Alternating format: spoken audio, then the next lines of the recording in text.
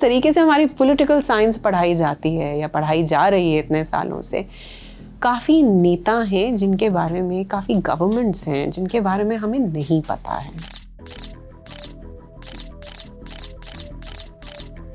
इंदिरा गांधी के बिना महिलाओं के ऊपर कैसे मतलब वो तो पायनियर रही हैं और प्रधानमंत्री रही हैं, इकलौती हमारी वुमेन प्राइम मिनिस्टर रही, तो उनके बिना एक किताब कैसे हो सकती है।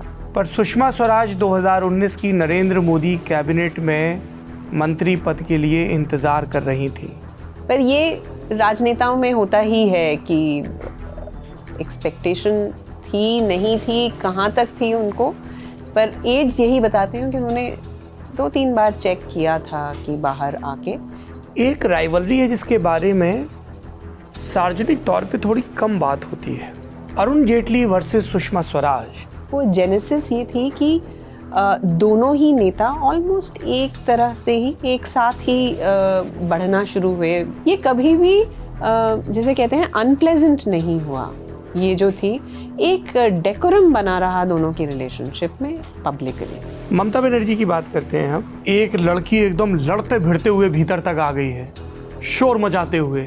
लड़ने की जो भावना कि ये सही है तो सही है, इसके लिए मैं लड़ लूंगी, एक जज्बा था वो। इसके अंदर एक और है कि वो जा रही थी नंदीग्राम, उन्होंने तो बोला कि लेफ्ट गूंस, तो उन्होंने कहा left goons PAT on her, communist गुंडों ने उनके मुंह पे थूका।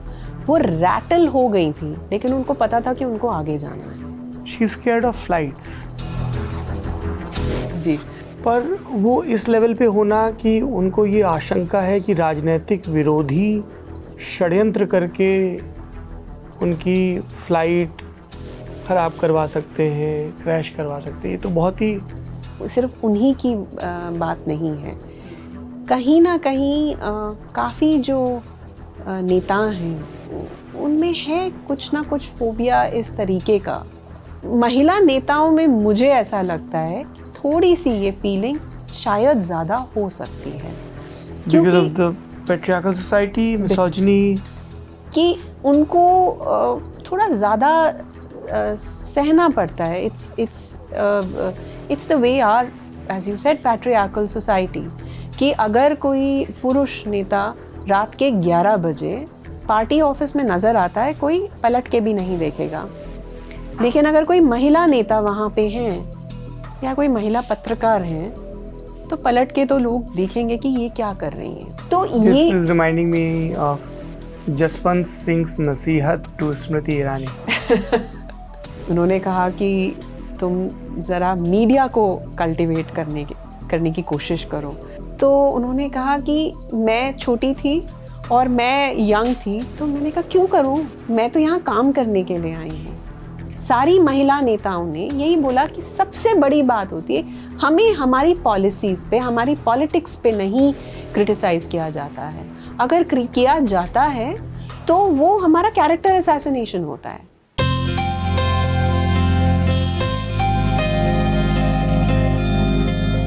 ये कई निगाहों की एक तस्वीर है। एक बच्ची है और एक बच्चा है, और है हिंदुस्तान के सबसे मशहूर एड्रेसेस में से एक, आनंद भवन, इलाहाबाद, जिसे अब प्रयागराज कहा जाता है। दोनों एक गुड़िया के लिए झगड़ रहे हैं, और एक का पिता और एक का दादा बहुत मशहूर व्यक्ति हैं, देशबंधु चित्तरंजन दास और पंडित जवाहरलाल नेहरू, या दादा की ही बात करें तो पंडित मोतीलाल नेहरू। गुड़िया के लिए झगड़ा होता है, गुड़िया टूट जाती है, बच्चे रूठ जाते हैं, कहानी कई दशक की छलांग लगाती है। अब बालक बंगाल का मुख्यमंत्री है, नाम सिद्धार्थ शंकर रे है। जो अनुज हैं वो प्यार से मनुदा कहकर बुलाते हैं, जैसे ममता बनर्जी। और जो बालिका है वो देश की प्रधानमंत्री है, नाम इंदिरा गांधी है। जस्टिस सिन्हा का फैसला आ चुका है और इमरजेंसी के क्लॉज पर चर्चा हो रही है। इस कहानी को यहीं छोड़ देते हैं, अब उस शादी की तरफ चलते हैं जिसकी मुखालफत महात्मा गांधी कर रहे थे, क्योंकि उनके गंभीर और विश्वसनीय सहयोगी आचार्य कृपलानी ने बनारस हिंदू विश्वविद्यालय से पढ़ी एक शिक्षिका और अभिनेता समाज सेविका के साथ विवाह का संकल्प लिया था। बाद में जीके के सवाल सा बन गया, उत्तर प्रदेश की पहली महिला मुख्यमंत्री का नाम, जवाब सुचेता कृपलानी। ये सुचेता कृपलानी की कहानी है, जिनकी राजनीति में एक अजीब किस्म का विरोध आया, क्योंकि पति किसी और पार्टी में थे और वो खुद किसी और पार्टी में थी, और संसद में इसको लेकर प्रहसन हुआ करते थे। पर सबकी संसद पहुंचने की कवायद पहली ही बार में सफल नहीं होती। जैसे स्मृति ईरानी का प्रकरण 2004 में चांदनी चौक से लड़ी, हारी, कुछ महीनों बाद सूरत में एक ज्वेलरी के शोरूम के उद्घाटन में पहुंची। नरेंद्र मोदी गुजरात के मुख्यमंत्री के खिलाफ तुलसी से भरा बयान दिया और 12 घंटे बीते नहीं थे कि उन्हें अपना बयान वापस लेना पड़ा। कुछ महीने बीते, लाल कृष्ण आडवाणी के यहाँ एक डॉक्यूमेंट्री का प्रदर्शन हुआ और वहाँ पर पहली मर्तबा स्मृति की नरेंद्र मोदी से मुलाकात हुई। उन्होंने पांव छूकर आशीर्वाद लिया और नरेंद्र मोदी ने भी उन्हें गुजरात की बेटी करार दिया। लेकिन बेटी करार देना और चुनावी रण में आशीर्वाद पाना दो अलग अलग चीज़ें हैं। स्मृति डटी रही। नतीजा 2019 में आया और जिस जाइंट किलर के तमगे के साथ कभी जॉर्ज फर्नांडिस तो कभी किसी और नेता ने अपनी राजनीति को परवान पर चढ़ते पाया था, उस खास सूची में स्मृति का नाम भी जुड़ गया। पर ये सूची लंबी है। इस सूची में स्मृति से पहले भी कई महत्वपूर्ण महिलाएं रही हैं। मसलन 25-26 साल की एक लड़की, पेशे से वकील और परिचय से फियर्स डिबेटर, जिसे सार्वजनिक जीवन में पहली बार प्रमुखता से अपने गृह प्रदेश के बाहर देखा गया, क्योंकि वो जेल में बंद एक नेता का पर्चा दाखिल करवाने आई थी। नेत्री का नाम सुषमा स्वराज, जिससे जल्द ही देश नए सिरे से वाकिफ हुआ, क्योंकि वो उस देश की सबसे कम उम्र की कैबिनेट मंत्री बन चुकी थी। तो क्या हुआ, जो हरियाणा के मुख्यमंत्री चौधरी देवीलाल उनकी हरकतों से, उनकी तेज तर्रारी से हलकान रहा करते थे और जब तब दिल्ली की दौड़ लगाया करते थे शिकायत लगाने के लिए। ऐसी कितनी ही नेता हैं। कभी इनका नाम सुप्रिया सुले है, कभी कनिमोई है, कभी कविता है, कभी लिंगदो है, कभी इनका नाम सुचेता है, कभी स्मृति है, कभी मायावती है, कभी ममता बनर्जी है, कभी सोनिया गांधी है, कभी जयललिता है। इन सारी महिला नेताओं के बारे में, या संस्कृत के ठीक ठीक शब्द का इस्तेमाल करें तो नेत्रियों के बारे में विस्तार से पता चला। इनके जीवन, इनकी राजनीति, इनके संघर्ष, इनके द्वंद्व, इनके उहापोह के बारे में पता चला, क्योंकि हमारे हाथ लगी ये कमाल की किताब जिसका शीर्षक है शी द लीडर। ये रूपा पब्लिकेशन का इम्प्रिंट है, अलिफ, वहाँ से प्रकाशित हुई है। 363 पन्नों की किताब है। इसे लिखा है वरिष्ठ राजनीतिक संवाददाता, जो कि फिलहाल इकोनॉमिक टाइम्स अखबार के साथ जुड़ी हुई हैं, निधि शर्मा ने। और किताब वाला में आज इसी किताब पर और इस किताब की लेखिका पर बात होगी हिंदुस्तान की सबसे ताकतवर, प्रभावी और प्रेरक महिला राजनेताओं के बारे में।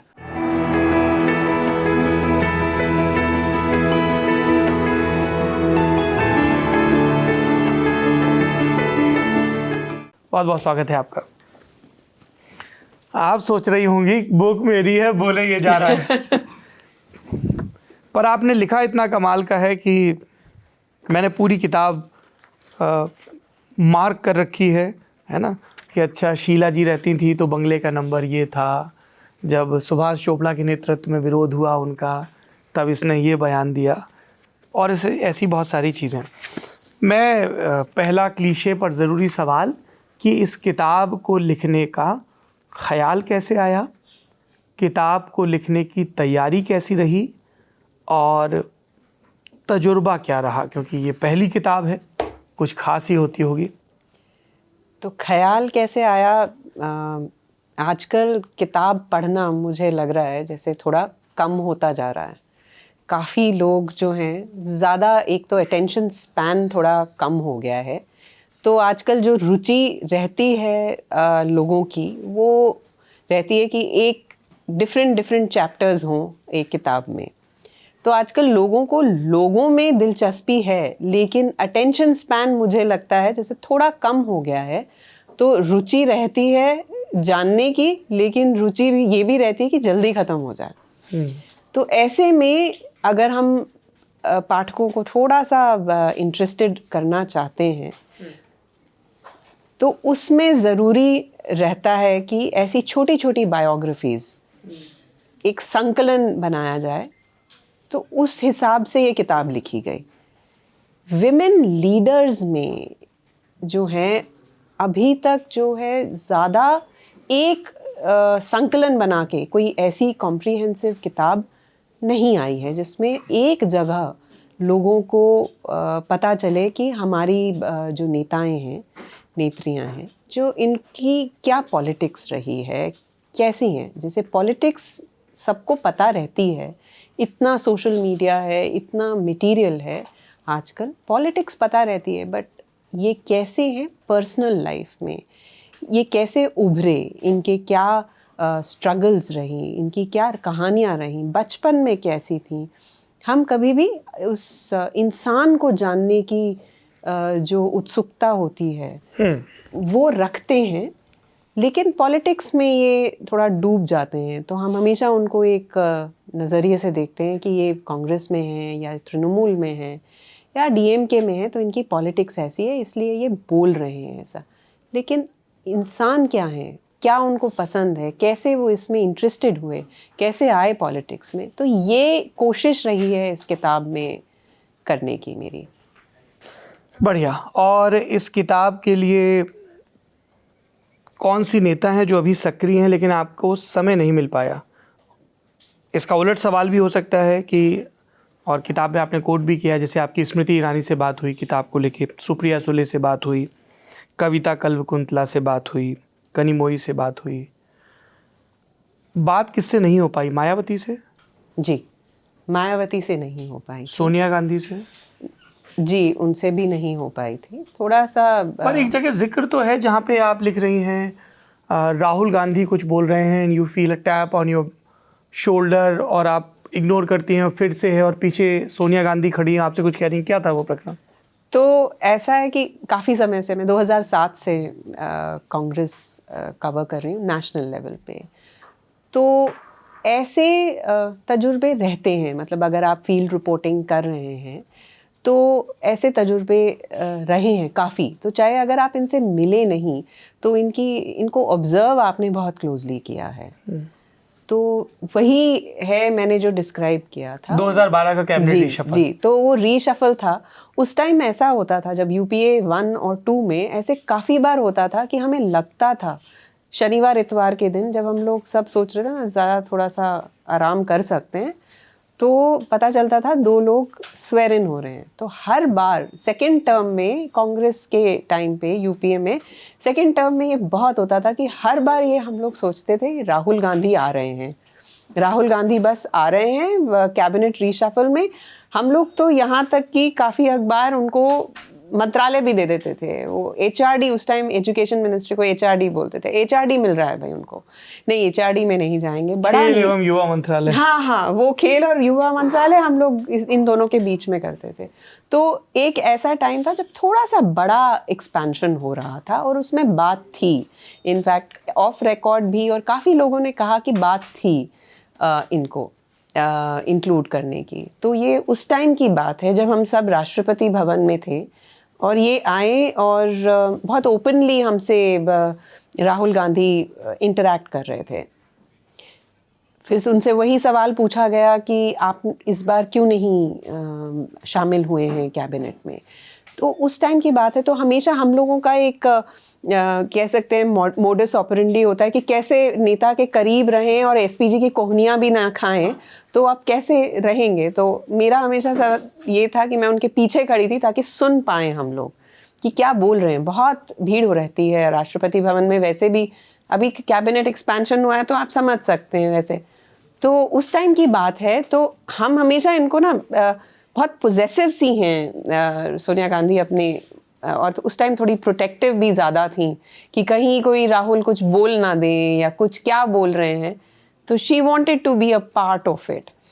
तो उस टाइम थी, मैं बिल्कुल करीब खड़ी थी, तो उन्होंने हल्के से छुआ, तो मुझे लगा कोई और जर्नलिस्ट हैं, तो मैंने कहा यार सुन रही हूँ, रुक जाओ रुक जाओ, अरे रुको ना। एंड फिर मैंने देखा कि जिनको मैं सोच रही हूँ जो मुझे टैप कर रहे हैं वो सामने खड़े हुए हैं। तो मैंने उनको कहा ये सामने खड़े हुए हैं तो पीछे कौन है? तो जब मैंने टर्न किया तो उन्होंने कहा I also want to hear. अब प्रॉब्लम ये हुई, उन्होंने मेरा राइट हैंड पकड़ लिया। तो जो राइटिंग हैंड है जिससे आप पकड़ सुन रहे हैं, और 3 लोग आपके ऊपर और डिपेंडेंट हैं कि वो जो बोल रहे हैं, क्योंकि कैमराज हैं नहीं, ऑफ रिकॉर्ड है या जो भी है, तो बोल रहे हैं तो तुम्हारे ऊपर निर्भर है। उन्होंने पकड़ लिया हाथ, तो काफ़ी टाइम तक वही हाथ, जब तक वो बोलना बंद नहीं हुए, वही हाथ पकड़ के खड़ी रही। और कुछ नहीं लिखा गया मेरी कॉपी में, क्योंकि आप सिर्फ सब कुछ एब्जॉर्ब करने की कोशिश कर रहे थे। देन उन्होंने ऐसा क्रिएट किया कि वो बात ही ख़त्म हो गई। विद इन 5 to 7 minutes वो बात ही ख़त्म हो गई। She took over the conversation? She did not take over the conversation. She just almost whisked him away. तो ये थोड़ा था। और जब उनके, मैंने ये बुक में भी मेंशन किया हुआ है कि जब वो प्रियंका व्रत रखती हैं करवा चौथ का, तो जब तक चांद नहीं उगता है, ये थोड़ी सी एक प्रोटेक्टिव माँ है कि अरे वो भूखी होंगी, उन्होंने पानी नहीं पिया, उन्होंने खाना नहीं खाया। तो ये एड्स ज़रूर बताते हैं that she is a very protective mother. जिस तरीके से, क्योंकि पर्सनल एक्सपीरियंसेस इस परिवार के, नेहरू गांधी परिवार के जैसे रहे हैं, तो ऐसा लगता है जैसे कि वो that has brought the family together. मतलब जिस तरीके से क्लोज निट फैमिली होती है, तो वैसी है। We'll come back to this family, पर सोनिया गांधी का जिक्र आता है तो बीजेपी की तरफ से एक नेता का जिक्र आता है, सुषमा स्वराज। और ये 7 का जिक्र शुरू हुआ 1999 के elections, when Sonia contested from Amethi and Bellary. मैं थोड़ा कंफ्यूज हो रहा था, हाँ, रायबरेली से कैप्टन सतीश शर्मा लड़े थे और अमेठी से 2 सीट्स, जी, एक 2 जो सीट नॉर्थ और साउथ का जो रहता है, तो वहाँ से सुषमा जी जाके चुनाव लड़ी थी। सुषमा स्वराज वाला मैं चैप्टर पढ़ रहा था, तो मुझे जो सबसे इंटरेस्टिंग लगा, which can be one of the headline for this conversation, 2019 में सुषमा स्वराज लोकसभा का चुनाव नहीं लड़ती हैं, बल्कि चुनाव के 6-8 महीने पहले ही वो एक तरह से चुनावी राजनीति से, लोकसभा की राजनीति से अपनी विदाई का ऐलान करती हैं। पर सुषमा स्वराज 2019 की नरेंद्र मोदी कैबिनेट में मंत्री पद के लिए इंतज़ार कर रही थी, फ़ोन कॉल का इंतज़ार कर रही थी। उन्होंने अपने सहायकों से भी पूछा, नेटवर्क आ रहा है, लैंडलाइन पे कोई कॉल तो नहीं आया, और वो राष्ट्रपति भवन भी इसी प्रत्याशा के साथ गई कि शायद कुछ गफलत हो गई है और मेरा नाम सूची में ज़रूर आना चाहिए। तो ये उनके एड्स ने बात बताई कि उन्होंने पहले ही उस टाइम विदिशा से कंटेस्ट करती थी मध्य प्रदेश में, तो उन्होंने वहाँ पे अनाउंस कर दिया कि मैं नहीं वो करूँगी, कंटेस्ट करूँगी। उनके एड्स बताते हैं फैमिली में भी इन्होंने इतना ज़्यादा इस बारे में बात की नहीं थी। सहायकों के मुताबिक उन्होंने स्वराज जी जो उनके पति थे और बेटी बांसुरी, उनसे चर्चा नहीं की थी कि मैं ऐलान कर रही हूँ कि अब मैं लोकसभा नहीं लड़ूंगी। हाँ, उस दिन यही मुझे इम्प्रेशन उस टाइम मिला कि उन्होंने ऐसा कुछ कहा नहीं था। और वो बहुत ही इंडिपेंडेंट महिला थी, जो उनकी पॉलिटिक्स भी हमने देखी है, जो एज अ पर्सन भी बहुत ही इंडिपेंडेंट महिला थी। तो उन्होंने जब ऐलान किया, तो आपको मैंने मेंशन भी किया हुआ है बुक में, तो उनके जो हस्बैंड हैं, उन्होंने ट्वीट किया था कि मिल्खा सिंह भी कभी ना कभी रिटायर होते हैं। और फिर उन्होंने ये बोला कि now I am too old madam, I have been running behind you, I am too old to run. बहुत प्यारा ट्वीट था वो, बहुत ही प्यारा। तो उसके बाद जो था, उन्होंने वो इलेक्शन नहीं लड़ा। और फिर उनके एड्स बताते हैं कि कहीं ना कहीं उनकी उम्मीद ये थी कि शायद उनको जगह मिलेगी। और उन्होंने कहा कि वो वहाँ पे अपना नेटवर्क अंदर जो था वो चेक कर रही थी, और उन्होंने बाहर आके पूछा कि लैंडलाइन पे तो नहीं कोई कॉल आया। बाकी जर्नलिस्ट वगैरह भी ये उस टाइम शेयर करते हैं कि उन्होंने जो साड़ी वगैरह तैयार रखी हुई थी। पर ये राजनेताओं में होता ही है कि एक्सपेक्टेशन थी नहीं थी, कहाँ तक थी उनको, पर एड्स यही बताते हैं कि उन्होंने 2-3 बार चेक किया था कि बाहर आके कि यहाँ तो नहीं फ़ोन आया कोई कैबिनेट एक्सपेंशन के टाइम पे। ये किताब पढ़ के हमें इन नेताओं की पर्सनल लाइफ और ख़ास तौर पे वर्क लाइफ और पर्सनल लाइफ के बैलेंस में भी बहुत इंसाइट्स मिलते हैं। जैसे सुषमा जी के इस जिक्र में आपने लिखा कि वो कैलेंडर में ईजी मार्क करके रखती थी, एक्सक्लूसिवली फॉर गुड्डा। तो मुझे ये बहुत इंटरेस्टिंग बात लगती है कि कैसे ये लोग इतनी सक्सेसफुल महिलाएं हैं, सक्सेसफुल नहीं भी हैं, अगर आप एक करियर वुमन हैं और आप घर भी संभालते हैं, किस तरीके से आप कह सकते हैं कि मेरा पर्सनल इंटरेस्ट भी रहा कि एज अ वर्किंग मदर मुझे भी लगता है कि हाउ टू मैनेज बेटर, चाहे वर्किंग मदर्स गिल्ट हो या ना हो, सबको यही लगता है कि how do you manage better, आप अपना टाइम कैसे बांटते हैं, क्योंकि दो अलग अलग हैं, अगर आपके बच्चे भी हैं नहीं भी हैं, आप घर भी मैनेज कर रहे हैं। तो उसके अंदर मुझे बहुत ही इंटरेस्टिंग बात सुषमा स्वराज जी का लगी कि अभी तक उनके घर में, बांसुरी ने बताया, और ये बहुत ही पहला एक्सक्लूसिवली उन्होंने अपने पर्सनल एक्सपीरियंस शेयर किए। उनकी डेथ के बाद फैमिली कभी भी ओपनली नहीं आई है किसी से भी बात करने के लिए। उनको, बांसुरी जी बताती हैं, उनको बायोग्राफीज़ के भी लोगों ने पूछा कि बायोग्राफी हम लिख सकते हैं, फैमिली नहीं, फैमिली बोलती है कि ये बहुत ही पर्सनल एक्सपीरियंसेस हैं जो हम पर्सनल ही रखना चाहते हैं। तो उन्होंने बात की, ट्रस्ट किया, बहुत बड़ी बात थी मेरे लिए। उन्होंने कहा कि वो बहुत सुचारू रूप से उनका घर चलता था, अभी भी उनके घर में जो सोमवार से लेके इतवार तक पहले सुषमा जी के टाइम पे खाना बनता था, वही मेन्यू अभी भी बांसुरी फॉलो करती हैं। तो वो बोलती हैं कितनी बारी मैं कोर्ट से जब आ रही होती हूँ तो उनके कॉलीग्स भी जानते हैं अगर ये वाला दिन है तो राजमा चावल बना होगा, फिक्स मेन्यू, जैसे हम लोग के हॉस्टल की मेस में होता था। जी, और वो रोटेट होता है, तो इस दिन वो वही बनेगा और इस दिन वो वही, उनको पता है, बोले कॉलीग्स को भी मेरे पता रहता है कि मम्मी वाला ही मेन्यू रहेगा। तो ये डीक्लटर करना होता है, मेरे लिए बहुत ही अमेजिंग बात थी। जिस तरह से उन्होंने दिनों के हिसाब से साड़ियाँ, ताकि कोई भी सहायक उनकी पैकिंग कर दे उन्हें। जी, वो फोन करती थी कि आज मैं मंगलवार बुधवार को ट्रैवल कर रही हूँ, तो सबको पता होता था वो कौन से दिन को क्या पहनेंगी, क्या, तो वो कोई भी उठा के उनकी पैकिंग कर सकता था। So interesting. आप जब पार्लियामेंट कवर कर रही थी, पॉलिटिकल पार्टीज कवर कर रही थी, तब इन नेताओं से आप क्लोज एंड पर्सनल मिली भी होंगी।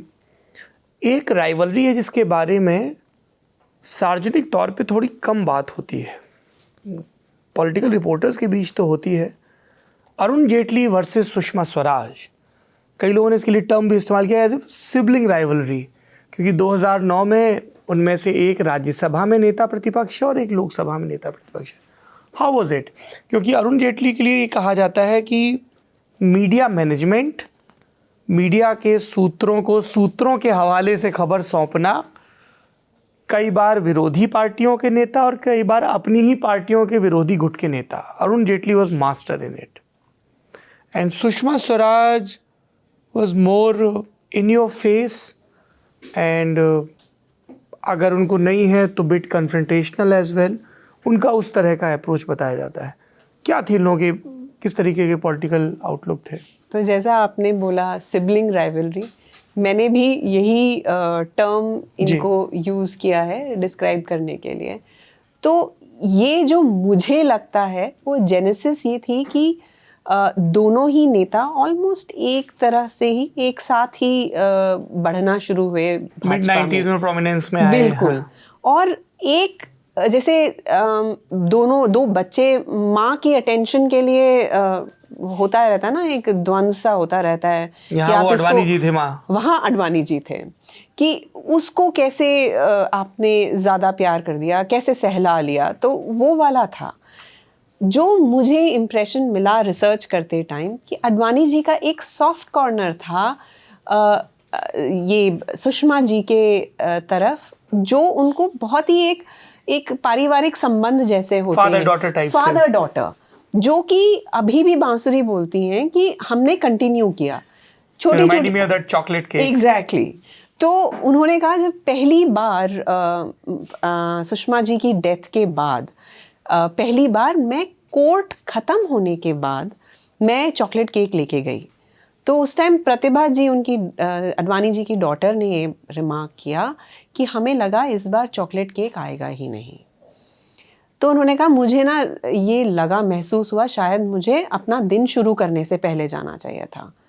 तो उन्होंने कहा उसके बाद मैंने कहा मैं कोर्ट से पहले जाया करूँगी, लेकिन ये रीत कभी, ये मीठी रीत कभी ख़त्म नहीं होगी। तो उन्होंने ये कहा।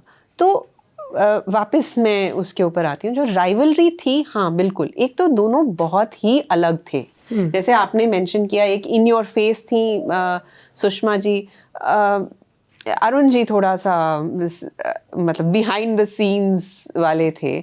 जिस तरीके से उन्होंने अपनी जगह बनाई, दोनों ही ओल्ड वर्ल्ड पॉलिटिक्स के थे। जब हमारी, जिसको नई भाजपा कहते हैं नरेंद्र मोदी जी के अंडर, नई भाजपा में उन्होंने अपनी जगह कैसे बनाई, दोनों ने भी, उसमें भी बहुत अलग था।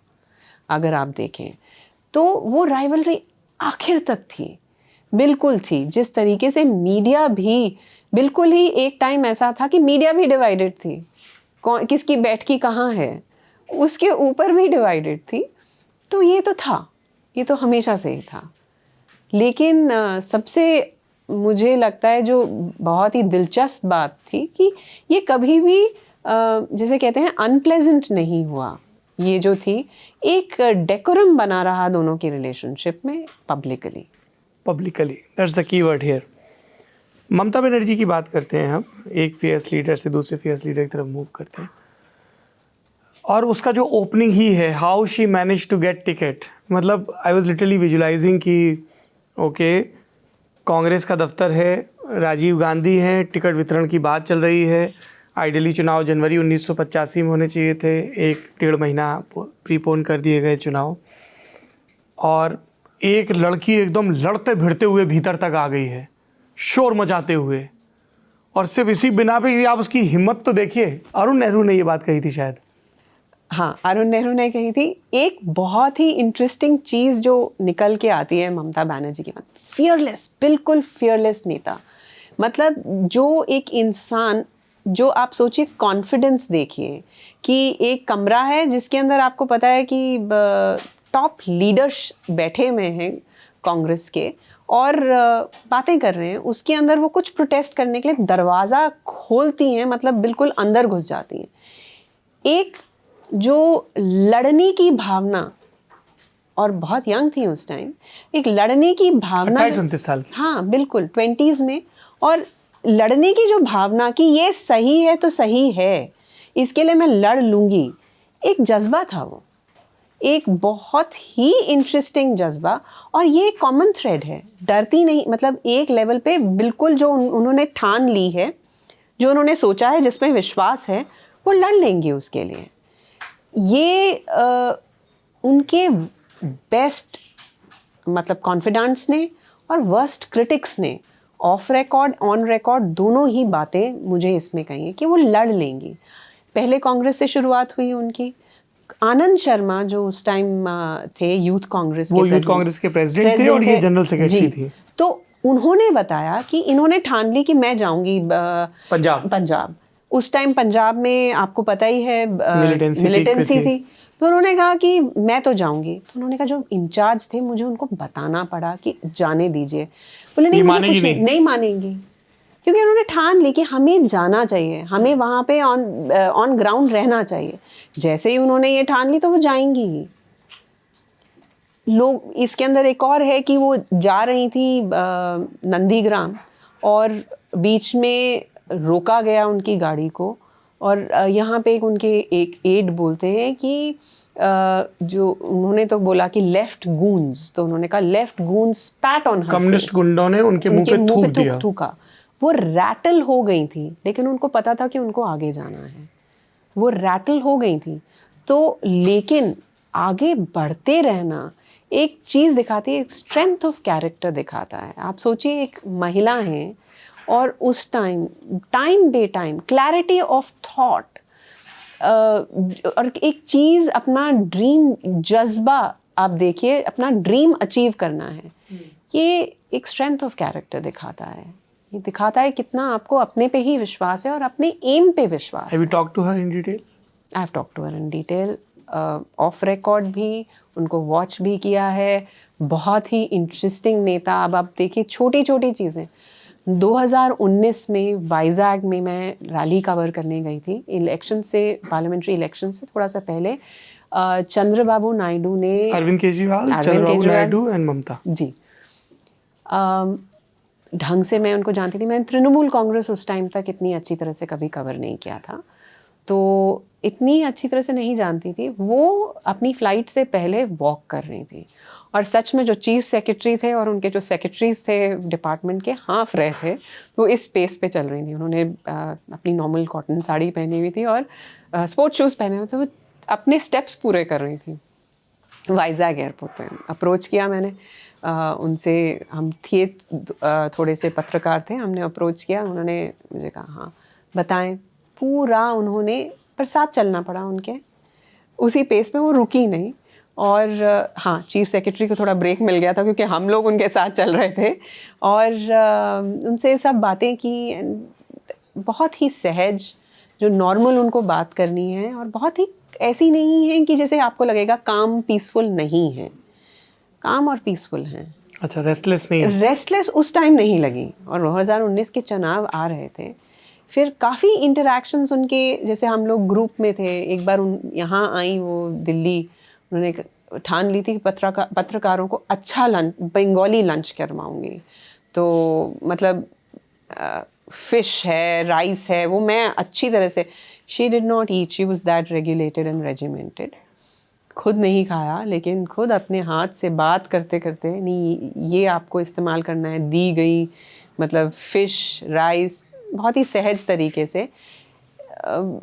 टेम्परामेंटल जिस तरीके से हम दिखाते हैं, उनकी पॉलिटिक्स बहुत ही स्ट्रेट है। इतनी, अगेन, क्लैरिटी ऑफ थॉट हर चीज़ में। चाहे उन्होंने वाजपेयी कैबिनेट से रिज़ाइन किया हो, हम सोचते हैं कि मूडी हैं, लेकिन उनकी नज़र पूरी बंगाल में रहती है। असेंबली में जाऊंगी तो कांग्रेस के साथ लड़ूंगी, हाँ, फिर नहीं परफॉर्म कर पाई तो फिर वापस आ गई कैबिनेट में आ गई। और अभी भी देखेंगे आप, इंडिया ब्लॉक की पार्ट हैं, लेकिन बंगाल पे पूरी नज़र है। उन्होंने जो अभी छोटा सा शगुफा छोड़ा था कि मैं लेफ़्ट के साथ नहीं करूँगी, लेकिन सेम टाइम पे उन्होंने कहा कि मैं कास्ट सेंसस के, ऑफ रिकॉर्ड ही सही, वो उन्होंने फैला दी थी, मैं कास्ट सेंसस का समर्थन नहीं कर रही हूँ। तो बंगाल पे उनकी पूरी नज़र रहती है। इंटरेस्टिंग। मुझे बड़ा दिलचस्प लगा, मैंने अलग से वो मार्क भी कर रखा है कि she is scared of flights. जी, मुझे लगता है कि पॉलिटिशियंस को जो बहुत सारी चीज़ें डिफ़ाइन और डिज़ाइन करती हैं, उसमें एक उनके ट्रॉमा और उनके फियर्स भी होते हैं। और बहुत सहज सी बात लगती है ना कि वो मतलब फ़्लाइट से डरती हैं। मतलब आप छोटी छोटी जो ग्लिम्सेस मिलते हैं, जो किताब में भी लिखे हैं, पर्सनल लाइफ के इनके, तो ये बड़ा ही समझ सकते हैं हम लोग कि एक बहुत ही फियर है, जो पता है उनके आसपास लोगों को पता है, ऐसा नहीं कि छुपा हुआ है। नहीं दीदी, मेरी क्वेरी ये है कि एक तो किसी को भी किसी भी चीज़ का फोबिया हो सकता है ना, पानी का, आग का, हवा का, पर वो इस लेवल पे होना कि उनको ये आशंका है कि राजनीतिक विरोधी षड्यंत्र करके उनकी फ़्लाइट ख़राब करवा सकते हैं, क्रैश करवा सकते हैं, ये तो बहुत ही, मुझे लगता है ये सिर्फ उनकी उस पर ही वो नहीं, मतलब सिर्फ उन्हीं की बात नहीं है। कहीं ना कहीं काफ़ी जो नेता हैं, उनमें है कुछ ना कुछ फोबिया इस तरीके का कि आप देखिए कि इंदिरा गांधी थी, उनको कहीं ना कहीं लगता था close to the her death 1984 में कि मेरे परिवार को कहीं ना कहीं लोग हार्म करेंगे। मेरे जो उनको बहुत पोजेसिव थी प्रियंका गांधी और राहुल के बारे में बहुत ज़्यादा। उनको लगता था कि एक मैंने इंसिडेंट, ये बहुत फेमस भी है कि उनकी जो गाड़ी ले जा रही थी बच्चों को स्कूल, तो एक एक्सीडेंट हो गया था। Yes. तो वो बहुत चिंतित थी couple of days before her बिल्कुल assassination. Before her assassination. तो जैसे कहते हैं कि कहीं ना कहीं लोग भूलते हैं कि क्या पता उनको एक इंक्लिंग हो कि मेरे परिवार को या मुझे कोई हानि पहुंचने वाली है। तो जब आप इतना शायद पब्लिक फिगर हैं, इतनी लाइमलाइट में रहते हैं, तो शायद आप थोड़ा सा ज़्यादा भयभीत होने भी लगते हैं कि कहीं मुझे हार्म ना हो, कोई मुझे ऐसा ना कर दे। महिला नेताओं में मुझे ऐसा लगता है कि थोड़ी सी ये फीलिंग शायद ज़्यादा हो सकती है, Because of the patriarchal society, misogyny. कि उनको थोड़ा ज़्यादा सहना पड़ता है। It's the way are, as you said, patriarchal society, कि अगर कोई पुरुष नेता रात के 11 बजे पार्टी ऑफिस में नज़र आता है, कोई पलट के भी नहीं देखेगा। लेकिन अगर कोई महिला नेता वहाँ पे हैं या कोई महिला पत्रकार हैं, तो पलट के तो लोग देखेंगे कि ये क्या कर रही हैं। ये एक टेस्टमनी है हमारी सोसाइटी की।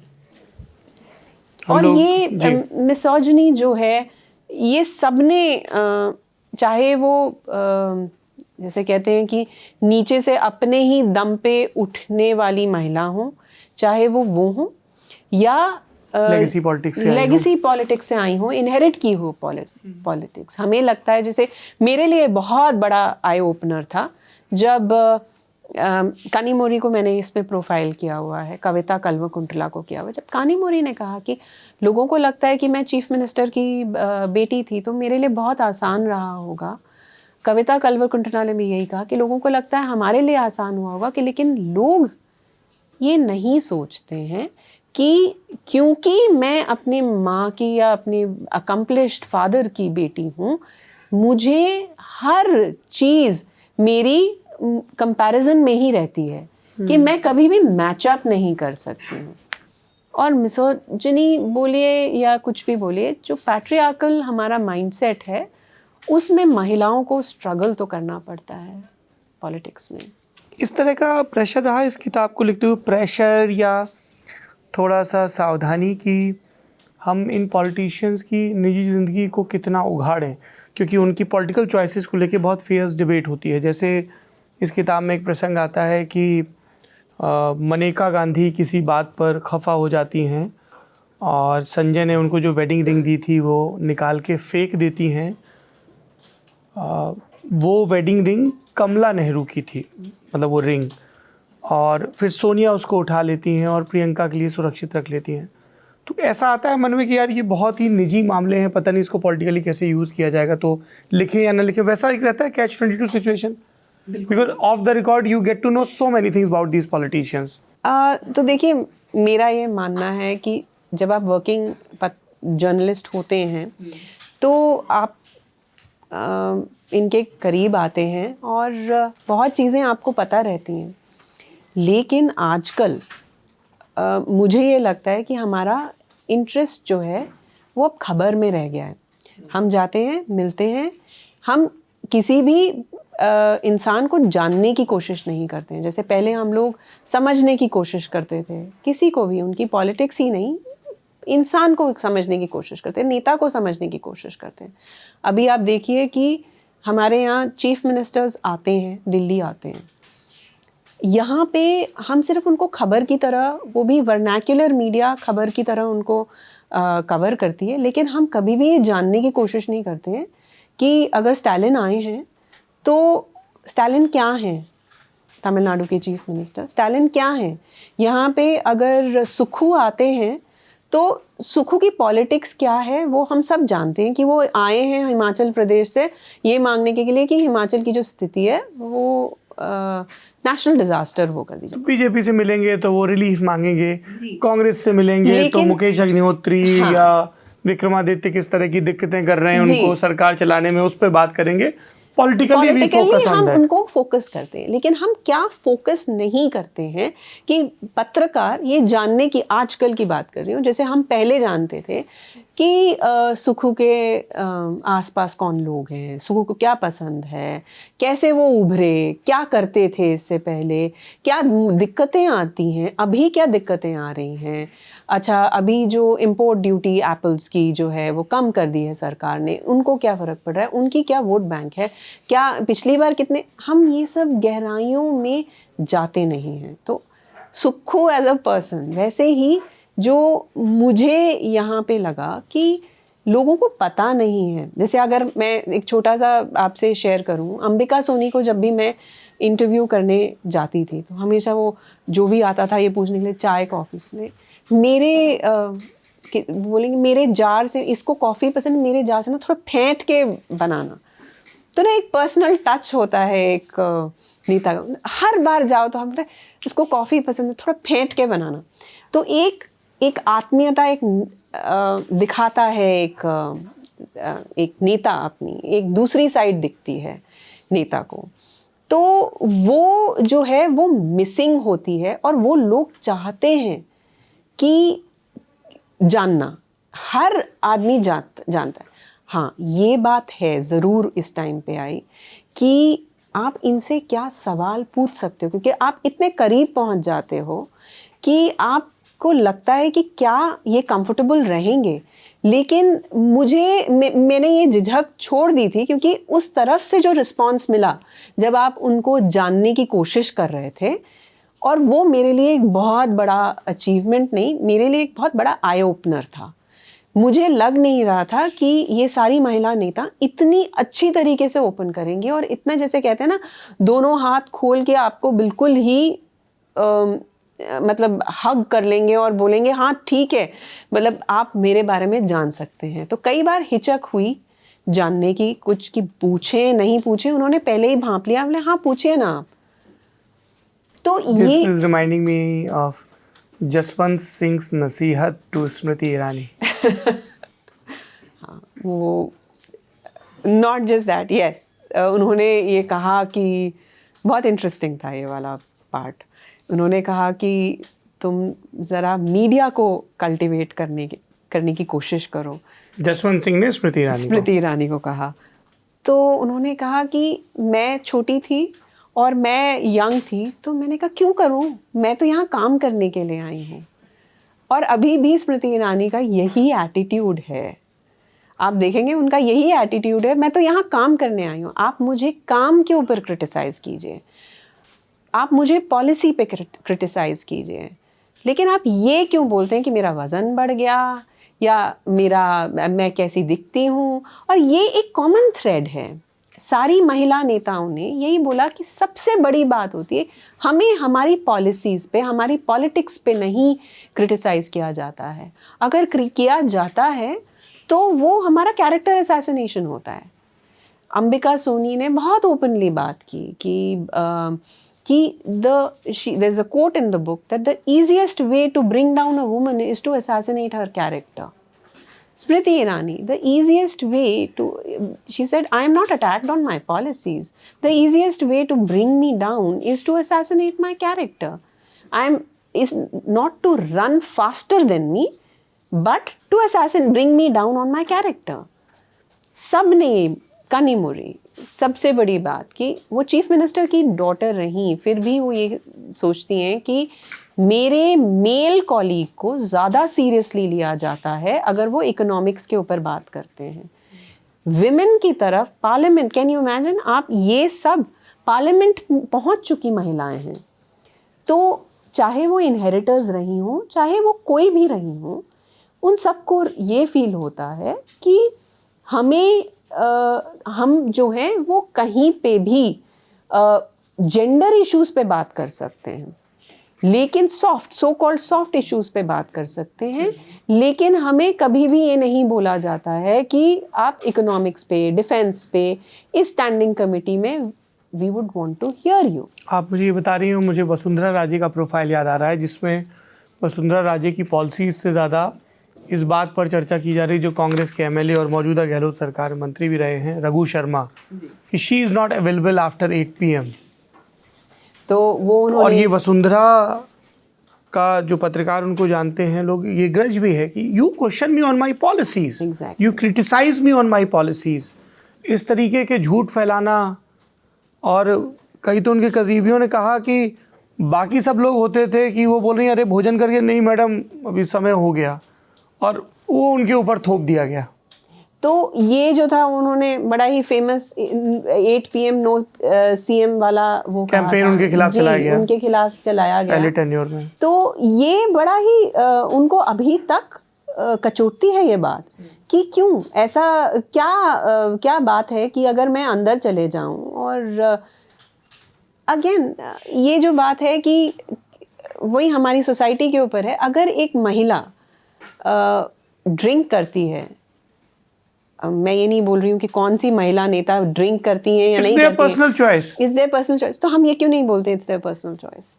और हम पुरुषों के मामले में तो ये सवाल नहीं पूछते हैं कि फलाना ड्रिंक करता ही नहीं। हाँ। हमने किसी पुरुष सीएम के लिए तो नहीं सुना कि 8 PM नो सीएम। हाँ, तो ऐसा क्यों होता है? तो मुझे लगता है कि महिला नेता को ये चीजें, जैसे मैंने आपको बताया कि पॉलिसी नहीं, पर्सनल पे बहुत इजी होता है। ये महिला बाहर निकल रही है घर से, तो इनके ऊपर ये अटैक होना बहुत आसान है।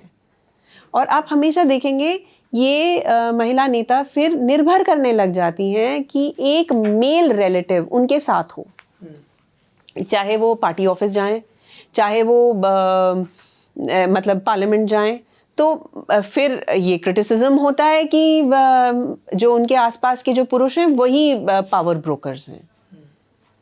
तो ये एक थोड़ा चित भी मेरी पट भी मेरी वाला लॉजिक नहीं है कि आप चाहते हैं कि वो पॉलिटिक्स में भी आएँ, लेकिन उनके आसपास की जो कंडीशंस हैं आप उनके ऊपर भी नहीं काम करते हैं, आपका माइंडसेट भी ऐसा है। शीला दीक्षित को भी कभी इस तरह के चीज़ों का सामना करना पड़ा?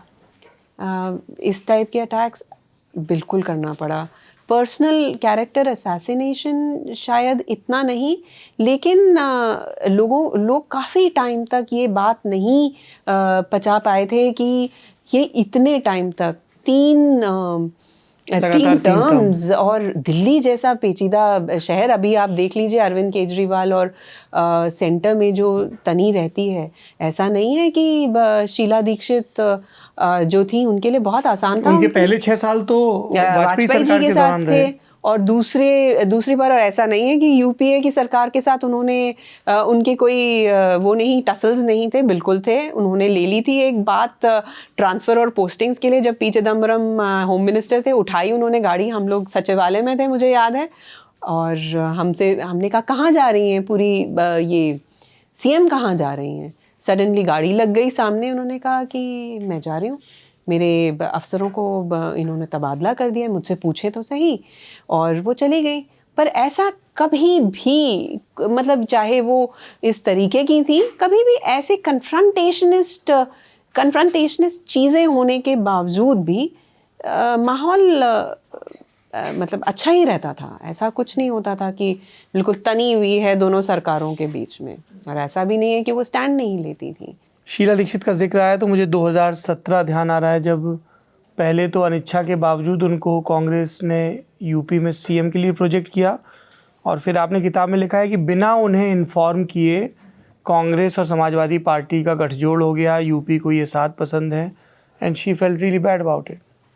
हाँ, संदीप उनके बेटे ने बहुत ये भी जिक्र किया है किताब में कि अगर मेरी माँ लास्ट के 2 चुनाव नहीं लड़ती, 19 में ईस्ट दिल्ली से लोकसभा, और 19 में ये था कि सोनिया गांधी ने जो पुराने कांग्रेसी थे उनको पर्सनली फ़ोन किया और बोला कि आप लड़ेंगे, पुराने मतलब जो एमपीज भी रहे, जैसे महाबल मिश्रा था, इन्होंने लड़ा चुनाव, तो इनको बहुत, इन्होंने जब पर्सनली फ़ोन किया तो इन जो पुराने कांग्रेसी थे उनमें कहीं ना कहीं ये था कि पार्टी के लिए हम काम करते हैं। तो उन्होंने शीला जी को भी फ़ोन किया और दोनों चुनाव उन्होंने लड़े। बिटर स्लाइटली थी, जो मुझे लगा 18 के बाद तो मैं मिली भी थी, 19 के बाद भी मैं जब चुनाव हुआ तब भी मिली थी, और 18 के बाद लगा मुझे, क्योंकि प्रशांत किशोर भी उस टाइम इन्वॉल्व थे उनके चुनाव में, और कि वो बिल्कुल तैयार थी अच्छी तरीके से लड़ने के लिए 18 का चुनाव।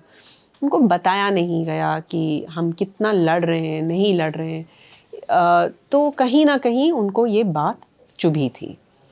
संदीप इस किताब में ये उन्होंने इंटरव्यू में मुझे ये बोला था कि शायद वो 5 साल और जीती अगर उनके ऊपर ये स्ट्रेस नहीं होता। उसका, उनको हार्ट कंडीशन थी, जब वो चीफ मिनिस्टर थी तब भी उनका बाईपास हुआ था, हमारे सामने ही हुआ था।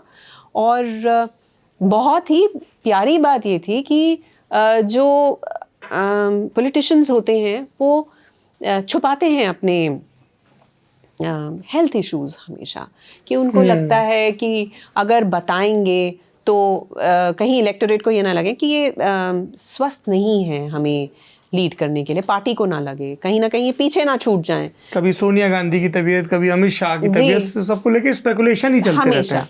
लेकिन ये थी जिन्होंने अच्छी तरीके से, हम लोग को बताया गया, उस टाइम मैं दिल्ली सरकार कवर करती थी, उन्होंने बताया कि हार्ट बाईपास है। कोई ऐसा नहीं था कि एक बार तो मुझे याद है कि उन्होंने इन्फॉर्म किया, leave of absence, minister incharge बने थे ए.के. वालिया थे, डॉक्टर ए.के. वालिया उस टाइम, पीडब्ल्यूडी वगैरह सीनियर मोस्ट मिनिस्टर जी। तो उनको उन्होंने कहा और फिर हम लोगों को रात तक बताया।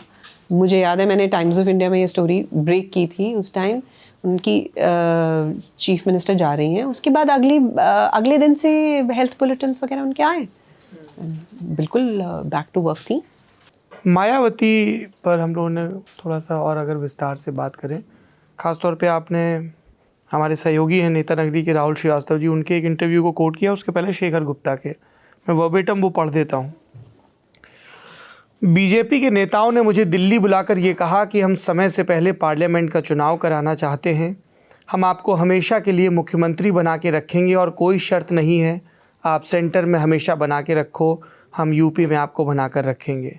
उन्होंने कहा 80 सीट में से 60 हमें दे दो और 20 आप रख लो। मैंने कहा ऐसा नहीं होगा, हम 50-50 के लिए तो मानने के लिए तैयार हैं। उन्होंने कहा हम सपोर्ट विड्रॉ कर लेंगे। हमने कहा आप क्या विड्रॉ करते हो? मैं फिर अपना इस्तीफ़ा दे आई। That was Mayawati 2003 when she recommended to dissolve the assembly. पर फिर केंद्र में आरूढ़ अटल बिहारी वाजपेयी सरकार के आशीर्वाद से मुलायम सिंह यादव एक दफ़ा और कुल जमा तीसरी बार, आखिरी बार मुख्यमंत्री बनते हैं। पर मायावती से आपकी बात नहीं हो पाई, उनके सहयोगियों से बात हुई जी। क्या वजह रहती है कि वो अब बात नहीं करती हैं पत्रकारों से? मायावती शुरू से ही जो उनकी मीडिया स्ट्रैटेजी रही है, एक उनको देखिए शुरुआत से ही मुझे लगता है कि मीडिया ने थोड़ा सा अनफेयरली भी ट्रीट किया। कांशीराम जिस तरीके से उनकी पॉलिटिक्स थी, उनको ये एहसास था कि मुझे मीडिया की ज़रूरत नहीं है। एक एटीट्यूड था कि मुझे मीडिया की ज़रूरत नहीं है। मीडिया ने कांशीराम को डिस्कवर किया। एक जो चुनाव मैंने डिस्क्राइब भी किया हुआ है किताब में, जो शेखर गुप्ता ने पहला कांशीराम का चुनाव कवर किया, तो उन्होंने बताया कि जब मैं गया तो पूरा जो शहर था वो नीले हाथियों से भरपूर था। 1991 इटावा? जी, इटावा। तो उन्होंने कहा पहली बार हमने ये नोटिस किया। एक तो एक कांशीराम रेगुलरली इंटरैक्ट करते थे उसके बाद से पत्रकारों से। उन्होंने कभी भी यूज़ करने की ऐसा कोशिश नहीं की, लेकिन एक ट्रस्ट था उनका जो जिन लोगों से वो रेगुलरली इंटरैक्ट करते थे। मायावती को बहुत चीज़ें सहनी पड़ी। जैसे एक यहाँ पे भी मैंने मेंशन किया हुआ है कि एक जर्नल एक अखबार ने बोल दिया था कि उनकी 12 साल की बेटी है, उन्होंने ये she did not take very kindly to it, और फिर बीएसपी के लोगों ने जाके अखबार के दफ्तर को अटैक किया और काफ़ी अरेस्ट हुए। फिर अखबार ने अपॉलॉजी इशू की। तो मुझे जो लगता है कि मायावती को थोड़ा सा कहीं अनफेयर ट्रीटमेंट मिला।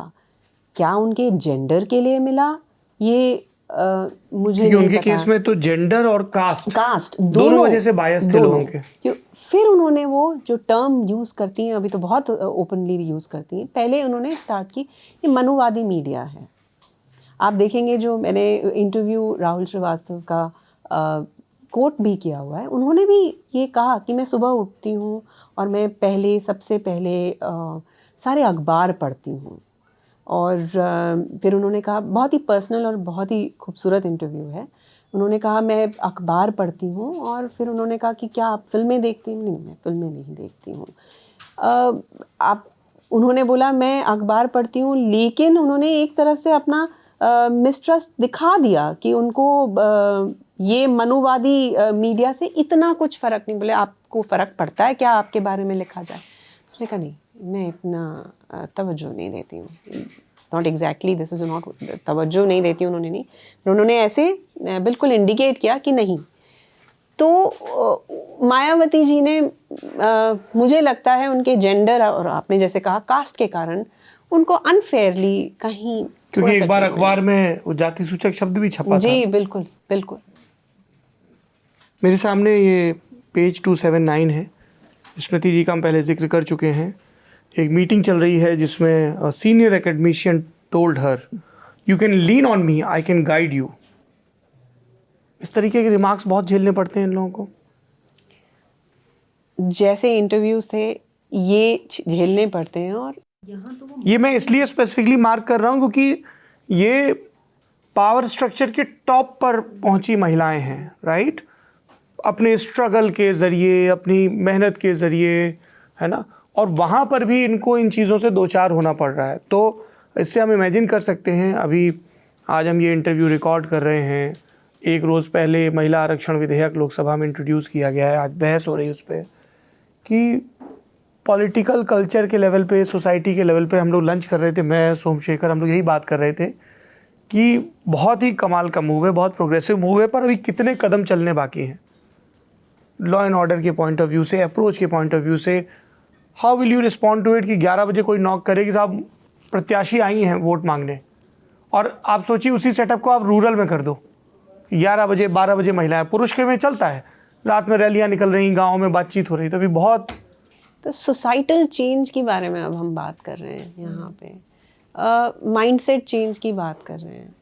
जैसे कि क्यों महिलाओं को, अभी आपने जो एनेक्डोट बताया, तो क्यों महिलाओं को वो सीट्स दी जाती हैं जिन पे वो जिनको आपको पता है हारेंगी। अभी हम महिला आरक्षण के बारे में कांग्रेस बहुत ज़्यादा मतलब क्रेडिट जो लेती है, 2010 में राज्यसभा में पारित हुआ वो विमेंस रिजर्वेशन बिल, नहीं हो पाया आगे, लेकिन यही कांग्रेस है जिसने डंके की चोट पे 2022 यूपी के इलेक्शंस में बोला लड़की हूँ, लड़ सकती हूँ, और हम 40% सीट्स जो हैं वो महिलाओं को देंगे। उसके एक महीने बाद तो पंजाब के इलेक्शंस भी थे, आपने 10% सीट्स भी नहीं दी है महिलाओं को। आप कहाँ दे सकते हैं जहाँ आपके पॉलिटिकल स्टेक्स हाई नहीं है।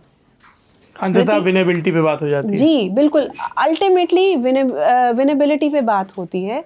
स्मृति ईरानी, मैंने जायंट स्लेयर बोला है, मैंने उनसे ये पूछी भी थी, इनफैक्ट बुक लॉन्च पे भी मैंने उनसे ये बात कही थी कि एक कॉन्सेप्ट होता है कॉरपोरेट बोर्ड रूम्स में ग्लास क्लिफ का, जिसके अंदर जी मैंने क्योंकि जैसे क्यों सुषमा स्वराज जो हैं 1998 में क्यों उनको रोपिन किया गया था, क्यों बोला गया था, 2 दफा किया गया इनफैक्ट उनको। एक बार दिल्ली में जब साहिब सिंह वर्मा को हटाया गया हाँ, तब उनको और तब राजनीतिक उनको शहादत के लिए भेज अनियन दिया गया। प्राइसेस आपको याद बिल्कुल, है कुछ ही कि महीने प्याज बचे थे। ने कैसा रुला दिया वाला इलेक्शन हुआ। फिर स्मृति ईरानी को फील किया गया। उनके पास 20 दिन थे 2014 में, 20 दिन थे अमेठी का चुनाव लड़ने के लिए। तो ग्लास क्लिफ का एक कॉन्सेप्ट होता है जिसके अंदर जहां आपको पता है ऑलमोस्ट इम्पॉसिबल सिचुएशन होती है, जहां आप महिलाओं को प्रेजेंट करते हैं और चाहे कुछ भी हो आप आदमियों को यहाँ पे नहीं प्रेजेंट करते हैं। तो इसका कॉन्सेप्ट है। स्मृति जी ने मुझे पूरी तरीके से नहीं, मेरे को पार्टी ने मुझे एक अपॉर्चुनिटी दी और मैंने वो किया और 2019 में मैं सक्सेसफुल हुई। उन्होंने मुझे कभी ये नहीं बोला कि ये ग्लास क्लिफ का है या I feel targeted because of my gender. She looks it as an opportunity. Either ways हम हर बार यहीं पे क्यों प्रेजेंट करते हैं महिलाओं को जहाँ ये विनेबिलिटी पे, जहाँ बिल्कुल ही पता है हार निश्चित है। आप कैसे टर्न अराउंड करती हैं वो बात दूसरी हो जाती है कि हर बार महिला ही क्यों अपने आप को प्रूव करती फिरती है। एक नेता है जिनका सबसे आखिरी में आपने लास्ट चैप्टर है the torch bearer, Ampareen Lyngdoh. Favourite chapter of mind. Favourite chapter और इकलौती ऐसी नेता इस पूरी सूची में जो कभी दिल्ली की राजनीति में सक्रिय नहीं, क्योंकि बाकी सारे नाम मैं देख रहा हूँ, इंदिरा जी से लेके सुचेता जी, सोनिया जी, वसुंधरा जी, शीला जी, मायावती जी, सुषमा जी, स्मृति जी, सब लोग ये दिल्ली की राजनीति में सक्रिय रहे। इस नाम के चुनाव, क्योंकि मुझे भी लग रहा था कि अच्छा नॉर्थ ईस्ट से किसको लेंगे, क्योंकि आप ये भी चेक करते हो कि आइडियोलॉजी के पॉइंट ऑफ व्यू से, पॉलिटिकल इम्पैक्ट के पॉइंट ऑफ व्यू से एंड जोग्राफिकल रिप्रेजेंटेशन के पॉइंट ऑफ व्यू से क्या ये किताब पूरे हिंदुस्तान को रिप्रेजेंट कर रही है? तो मैंने आपको ये कहा कि ये मेरा फेवरेट चैप्टर है क्योंकि आप देखेंगे हम पत्रकार, हमारे अखबार, हमारे मैगज़ीन्स, हमारा डिजिटल मीडिया, तो मैं इतना नहीं कहूँगी, लेकिन हम लोग नॉर्थ ईस्ट को बहुत निगलेक्ट करते हैं कवर करने में। पॉलिटिक्स हम जानते नहीं हैं। ये जो आपने बहुत ही अच्छी तरह से इसको एक्सप्लेन किया कि किस तरीके से इन सब का चुनाव हुआ, ये जो सेक्शंस में बांटी गई है किताब। तो फ्यूचर लीडर्स में मुझे पता था कि मुझे नॉर्थ ईस्ट से, जैसे मतलब नॉर्थ ईस्ट साउथ वेस्ट हम कर लेते हैं, नॉर्थ ईस्ट से कोई ना कोई महिला चुननी है ना। जब मैंने शुरुआत की इस किताब की, वो मंत्री नहीं थी। तो अब जब तक मैंने किताब हमारी प्रकाशित हुई, रिलीज़ हुई, तो अब वो मंत्री हैं। लेकिन मुझे ऐसा कोई चाहिए था जिसके अंदर मुझे सब मिले। एक तो एक कॉमन थ्रेड सारी महिलाओं में ये है, पॉपुलर इलेक्शन इन्होंने जीता है। वृंदा कराट, हाँ जी, उनका भी एक रीज़न था क्योंकि वृंदा कराट राज्यसभा एमपी रह चुकी है, लेकिन स्ट्रीट पॉलिटिक्स और ट्रेड यूनियन पॉलिटिक्स में बहुत सक्रिय रही हैं। अम्परीन लिंगदो के लिए मैंने ये की कि ये बिल्कुल इनकी पॉलिटिक्स जिसे कहते हैं पार्टी एग्नोस्टिक है। इनके बिटरेस्ट क्रिटिक आपको बोलेंगे किसी भी पार्टी में चली जाएं, ये इलेक्शन जीतती हैं क्योंकि इन्होंने जो अपनी कॉन्स्टिट्यूएंसी है वो नर्चर की है। एक एक आदमी, एक एक इंसान से इनका ना कांटेक्ट है। और इनका ही नहीं, इनके ब्रदर का था, उनकी डेथ हो गई है, इनके फादर का कांटेक्ट था। तो इन्होंने एक कॉन्स्टिट्यूएंसी नर्चर की है। ये नहीं सोच लिया कि हाँ मैं जीत गई चुनाव, मैं जीतती रहती हूँ तो मैं इसको छोड़ सकती हूँ। बहुत ही इंटरेस्टिंग प्रोफाइल। और सबसे इंटरेस्टिंग बात थी कि इन्होंने अपनी पर्सनल लाइफ में भी स्ट्रगल किया है। और बहुत ही ज़्यादा जो मुझे खूबसूरत बात ये लगी कि इन्होंने दूसरी शादी की और उस बात को कि उनकी पहली शादी में क्या रहा क्या नहीं रहा, उन्होंने कभी भी बात छुपाई नहीं। जिसे कहते हैं अनअपोलोजेटिकली अपनी ज़िंदगी जी। ऐसा नहीं था। जब मैं रिसर्च कर रही थी, जब इनका चुनाव किया मैंने, कि दूसरे राज्यों से मैंने कंसिडर नहीं किया, बिल्कुल उन सब का भी आंकलन हुआ, लेकिन बहुत ही अच्छी प्रोफाइल मुझे इनकी लगी, क्योंकि पॉलिटिक्स जो है इनकी बिल्कुल दबंग है। कुछ नामों को छोड़ने को लेकर भी संशय रहा, जैसे महबूबा मुफ्ती, राजेंद्र कौर भट्टल, राबड़ी देवी, उमा भारती, एक लंबी सूची है। हाँ, बहुत ही इसको कह सकते हैं हम, बहुत ही केयरफुली ये लिस्ट तैयार हुई। और शुरू में तो मैं आपको बताऊं, मैंने जो मेरा पाइनियर्स वाला सेक्शन है जिसमें इंदिरा गांधी और सुचेता कृपलानी है, वो मैंने इंक्लूड नहीं किया था। और ये बहुत टू एंड फ्रो हुआ, क्योंकि शुरुआत से ही मुझे लगता था कि मैं क्या इसमें नया ऐड करूंगी जो बिल्कुल लिखा नहीं है, पर्सनल एक्सपीरियंस नहीं बिल्कुल है, नहीं। कोई हाँ, एक्सेस हमने नहीं। पढ़ा है, पॉलिटिकल साइंस के स्टूडेंट्स की तरह हमने पढ़ा है, हमने इनको करीबी से देखा नहीं है। बाकी सब में आपको लगेगा एक करीबी से देखी हुई पर्सनल टच है, ऑब्जर्वेशन है, लेकिन इनको हमने पढ़ा है, वर्शिप किया है, आप समझ सकते हैं, मतलब कि ये नेता हैं, दबंग नेता हैं। तो इनका चयन ऐसे हुआ कि जो सब में हुआ, इंदिरा गांधी, मेरे पब्लिशर ने बहुत ही साफ तरीके से कहा कि इंदिरा गांधी के बिना महिलाओं के ऊपर कैसे, मतलब वो तो पायनियर रही हैं और प्रधानमंत्री रही हैं, इकलौती हमारी वुमेन प्राइम मिनिस्टर रही, तो उनके बिना एक किताब कैसे हो सकती है। और अगर हम लिख रहे हैं उस किताब को, तो जो पॉलिटिकल साइंस का स्टूडेंट है या कोई भी है, आप पत्रकार के हिसाब से मत देखिए। पब्लिशर का ये था कि आप देखिए कि जो आएगा महिलाओं की किताब को पढ़ने के लिए, वो ये देख के आएगा कि मुझे तो एक कंप्लीट किताब चाहिए, मैं इधर उधर क्यों देखूं। तो इसीलिए हुआ। सुचेता कृपलानी मेरे लिए भी एक स्टडी थी। जिस तरीके से जैसे कहना बड़ा ही, मैं डिप्लोमेटिकली कह रही हूँ, जिस तरीके से हमारी पॉलिटिकल साइंस पढ़ाई जाती है या पढ़ाई जा रही है इतने सालों से, काफ़ी नेता हैं जिनके बारे में, काफ़ी गवर्नमेंट्स हैं जिनके बारे में हमें नहीं पता है। सुचेता कृपलानी, हमें आचार्य कृपलानी है, आचार्य कृपलानी के का फुल फॉर्म का पूरा नाम क्या था, वो कहाँ से बिलोंग करते थे, आप किसी भी एमए पॉलिटिकल साइंस के स्टूडेंट से पूछेंगे, वो शायद जवाब दे देंगे। आप स्कूल में भी पढ़ाई जाती है पॉलिटिकल साइंस, 12वीं कक्षा के किसी छात्र से पूछ लीजिए। तो ये हैं हम। कैसे जानते हैं सरोजनी नायडू? अच्छा, कोकिला हैं, ब्रूट का एक वो होगा, एक सेक्शन होगा जिसके अंदर उनको बताया उन कितनी अच्छी स्पीच देती हैं। सुचेता कृपलानी चीफ मिनिस्टर थी, उनकी क्या पॉलिटिक्स थी आप जानिएगा। मुझे सिर्फ एक लाइन में पता था कि वो नौखाली गई थी जब रायट्स हुए थे, पर मुझे आगे 4 दिन के कपड़े लेके गई और 1.5-2 महीने तक वहाँ काम करती और आचार्य कृपलानी वापस आ गए और ये रही वहाँ पे, महिला थी, फाइटर वुमन, बिल्कुल। तो वो, और फिर या चंद्रभानु गुप्ता जैसे जिसको बहुत सपाट लहजे में कहें तो घाघ नेता को का प्रतिरोध करते हुए सरकार चलाना, उनकी पॉलिटिक्स क्या थी। फिर ये रिसर्च काफ़ी कुछ नेहरू मेमोरियल लाइब्रेरी में हुई, तो उनके पर्सनल पेपर्स हैं, आप जानेंगे। जब पर्सनल पेपर्स के लिए मैंने रिक्वेस्ट दी, तो वो पर्सनल पेपर्स डेकेड से बाहर नहीं आए थे। मतलब वो पर्सनल पेपर्स अच्छी तरह से ट्रीट करके वो प्रिजर्व करते हैं, और हमें बताना पड़ता है हमें कौन से पर्सनल पेपर्स, कौन सी चिट्ठियाँ उनकी एक्सेस करनी है। हम लिस्ट देते हैं, फिर वो एक दिन लगा के हमें बाहर देते हैं, हम वहीं बैठ के उनको पढ़ते हैं।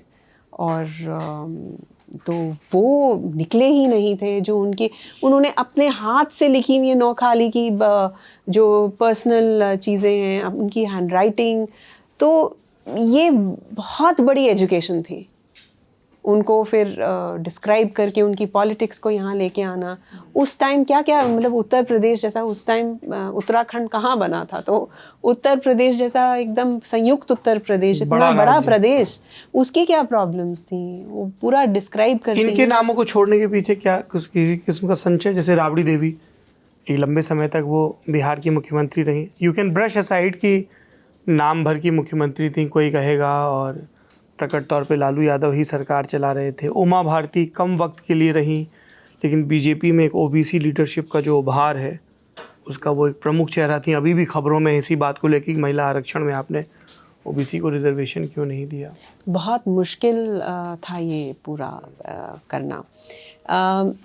पॉपुलर इलेक्शन मैंने आपको एक बताया, ये आपने राबड़ी देवी का कहा, तो जो पॉलिटिक्स जो मैंने जिस तरीके से सबको डिवाइड किया है, इसके अंदर आप देखेंगे राबड़ी देवी चीफ मिनिस्टर रही, हाँ, लेकिन अपनी पॉलिटिक्स वो करती थी, वो अपने पति को लालू जी रहे, जिनके कारण बहुत ड्रामेटिक चीज़ें थी। लेकिन मुझे थोड़ा ये लगा कि अगेन जोग्राफिकल तरीके से भी वो मुझे लगा वो अपनी एक साख नहीं बना पाए, उनका कोई वो नहीं था कि ये मेरी पॉलिटिक्स है। आपने बृंदा करात का पॉइंट आउट किया था कि अरे ये इन्होंने तो पॉपुलर इलेक्शन नहीं जीता, लेकिन आप देखिए उनकी एक पॉलिटिक्स, उनकी एक आइडियोलॉजी बहुत ही ज़्यादा स्ट्रेट रही है, कोई कॉम्प्रोमाइज़ नहीं। उमा भारती, एक और जो क्राइटेरिया रहा था चयन करने का महिलाओं को, वो पार्टी लाइंस पे था, वैरायटी थी, हर पार्टी को कवर करना था, बीजेपी को भी, कांग्रेस को भी। जैसे एक फीडबैक मिला कि प्रियंका गांधी फ्यूचर लीडर्स में क्यों नहीं है, तो मेरा पहला रिएक्शन था 3 महिलाएं एक परिवार से, तो ये कोई इनहेरिटर्स की किताब नहीं है, इनहेरिटर सिर्फ एक दूसरा, अभी उनको चुनाव भी लड़ना बिल्कुल है, अभी बहुत साबित करना है, बहुत ज़्यादा, कोई पॉपुलर चुनाव नहीं, वो पार्लियामेंट का कोई गवर्नेंस का कोई तजुर्बा नहीं है, पार्टी का भी तजुर्बा अभी धीरे धीरे आ रहा है। एक आखिरी सवाल, and it was a discovery for me. हमें हमेशा लगता था कि अच्छा, प्रतिभा पाटिल इंदिरा गांधी की किचन कैबिनेट या कोठरी का हिस्सा, जो उनके बारे में कहानियाँ फैलाई जाती थी, वेरी हम्बल लुकिंग, राजस्थान की गवर्नर थी, फिर यहाँ बिठा दिया गया। उस गतिरोध को दूर करने के लिए अलग अलग नाम चल रहे थे, कभी शिवराज पाटिल, कभी कोई और। But when I read about her in your book कि कैसे वो मुख्यमंत्री पद की दावेदार थी और किस तरह से उन्होंने अपनी राजनीति को बिल्ड किया, वो बहुत कमाल था उस जर्नी को जानना। देखिए, आपको वो कमाल लगा, मुझे बहुत ही ये वाली जो प्रोफाइल थी, बहुत लोग मुझसे पूछते हैं कि closest to your heart, favourite profile क्या रही, क्या, ये मेरे लिए एजुकेशन थी। पहली बात, बहुत ही सुषमा स्वराज एक प्रोफाइल रही जिसके अंदर मैंने आपको बताया कि बहुत ही मेरे लिए बहुत बड़ी बात थी कि फैमिली ने बात की।